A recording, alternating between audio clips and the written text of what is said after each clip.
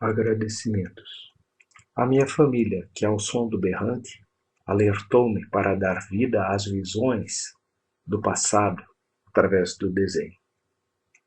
Aos organizadores deste bonito projeto, os quais, funcionando como meeiros da hipotética comitiva, não deixaram que estes desenhos escapulissem pelos flancos, mas os agrupassem convenientemente.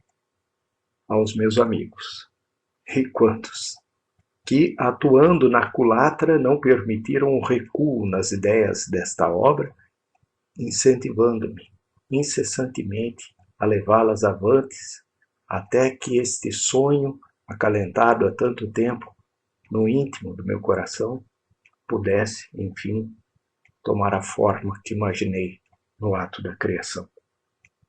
Professor Vinícius Luiz. O desenho.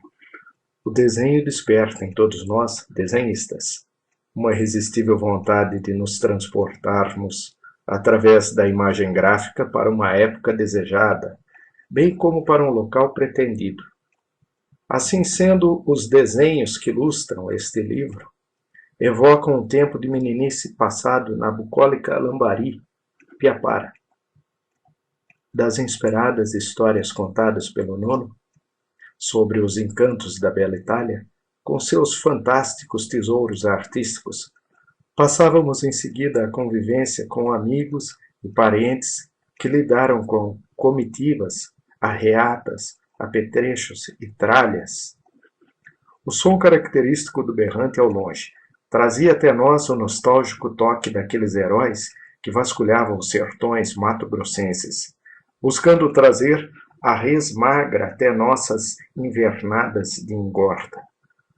Essa legítima epopeia, feita a casco de burro, demandava meses, pontilhadas de perigos e resignações, mas concluída sempre com denodo e dignidade. Com que empolgação observávamos uma mula bem arriada, pronta para ser desenhada. Os detalhes da reata, desde a cabeçada que completava o freio, água-choca, passando pelo rústico cabresto, indo até o peitoral de argolas, culminando com a baldrana de couro lavrado, enfeitada, cobrindo o pelego e o porta-capela, alcançando dessa forma o laço de 12 braças, pendente na anca que roçava os jarretes do moar. Tudo isso nos levava a uma interpretação artística com os recursos que dispunhamos.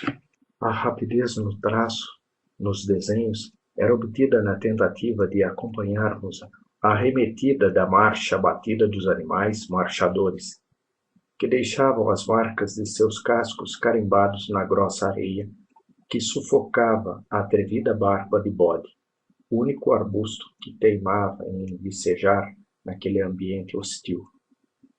Pois foram essas ilustrações rústicas, desenhadas a pincel de barba de bode, que caíram em poder dos amigos da Secretaria de Cultura, e daí transformá-los neste livro tão caprichado e vistoso foi questão de alguns meses de imaginação e competência. O resto fica por conta dos amigos. Vinícius Luiz.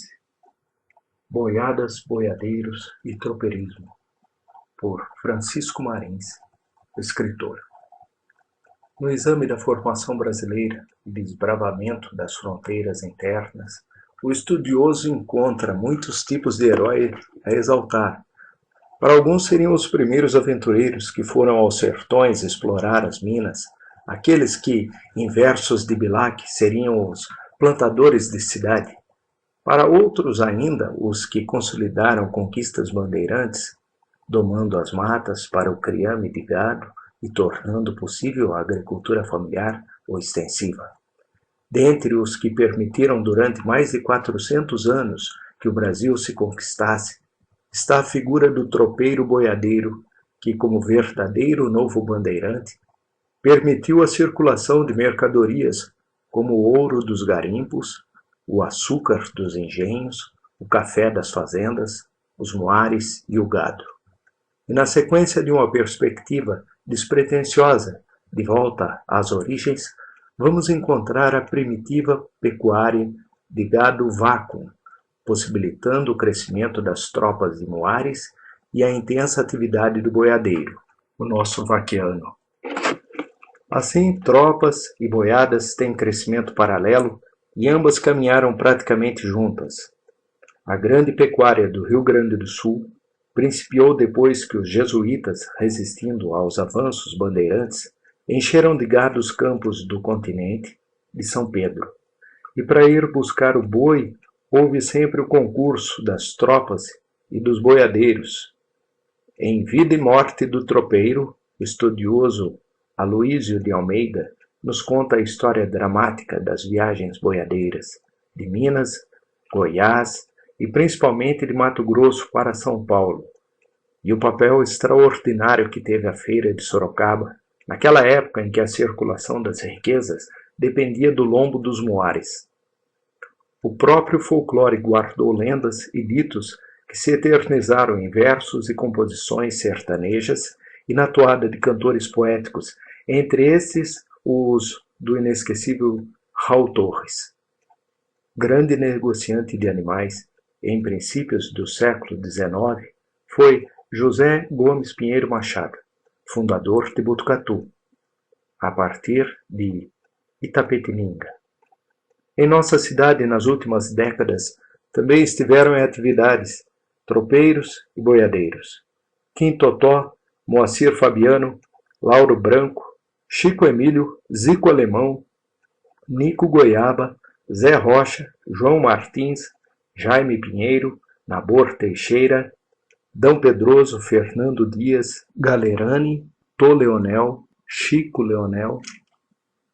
O professor Minicucci, em seu livro O Caminho das Boiadas, falou dessas viagens e dos tropeiros, com ilustrações pertinentes do professor Vinícius.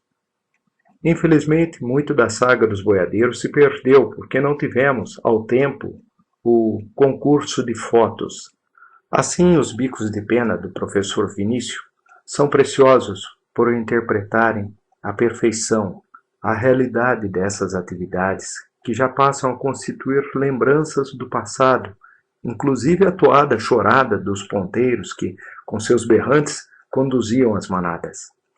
O grande artista de Botucatu, que desde a infância esteve ligado à vida tropeiro-boiadeiro, com rara qualidade traçou painéis não só de bela expressão artística, mas documental. As ilustrações que aparecem no livro do professor Agostinho Minicucci e os quadros que, por iniciativa da Secretaria de Cultura da Prefeitura de Botucatu, foram exibidos em 2005, Professor Vinícius e Novos Talentos, constituem mostra digna de ser admirada e mantida para a posteridade. Neste sentido, boa forma é a publicação de um livro. E ele aí está apresentado, à admiração dos que já conhecem Vinícius Aloísio, e para as novas gerações irem às raízes, isto é, aqueles chamados heróis da formação brasileira. Em Tempo e Memória, arquivo em que tento guardar, além das lembranças em livros, também algumas pinturas, um pouco da memória histórica da nossa região. Há 2 painéis que devo ao grande artista botucatuense, por ter ele feito o esboço inicial dos mesmos. Um deles é sobre a rota do Piabiru, passando ao lado Gigante Deitado e da fazenda dos jesuítas, e o outro, muito significativo, pois está inspirado no capítulo inicial de meu romance, Clarão na Serra, que conta o episódio do estouro da boiada. Alguns historiadores dizem que se o mesmo não tivesse ocorrido, ou fosse diferente, Botucatu não teria sido fundada à época, pois José Gomes Pinheiro talvez houvesse morrido. Os 2 painéis a que me referi foram executados em tela pelo artista Antônio Chaves. Cumprimento, pois, a Secretaria de Cultura da Prefeitura de Botucatu e a todos os que tiveram a iniciativa de produzir esta obra com o traço do consagrado artista botucatuense, Vinícius Aloísio.